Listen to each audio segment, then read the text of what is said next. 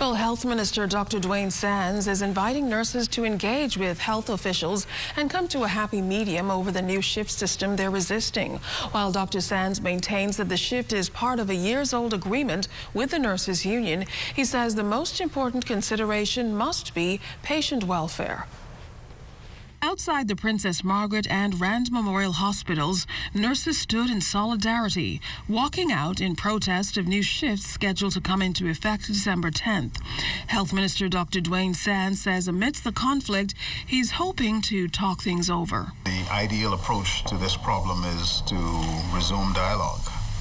A letter of invitation has been sent to the president of the Nurses Union through their attorney, and also directly inviting the nursing union once again to another meeting at the Public Hospital Authority with the goal of resolving this matter, to come to a compromise, to come to a solution that is beneficial and acceptable to both parties. The protests meant the hospital operations were handicapped, but Dr. Sands says minimally so. There was no significant impact to the delivery of healthcare services.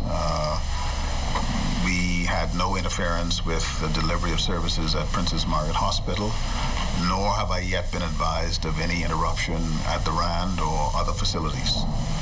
Which is not to say that that things were not lighter, because we had issued a press release to the public suggesting that they should avoid the facilities if it wasn't absolutely necessary.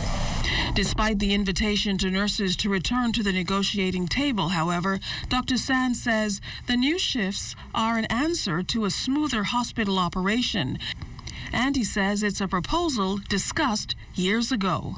There was an agreement executed between the Ministry of Health, the Ministry of Public Service, the Public Hospital Authority, and the Bahamas Nurses Union in December of 2014. That was signed on December the 9th, 2014, agreeing to the elimination of the 4-on, 4-off shift.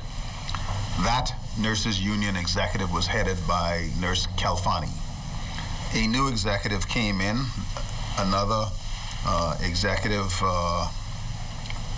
took over, and a new industrial agreement was signed. There was no change in the 4-on, 4-off shift. It has continued. After the loss of a number of nurses and the requirement to shut down a number of intensive care unit beds and other critical care beds, the Public Hospital Authority once again attempted to revive the agreement. And he says it's a proposal agreed to years ago.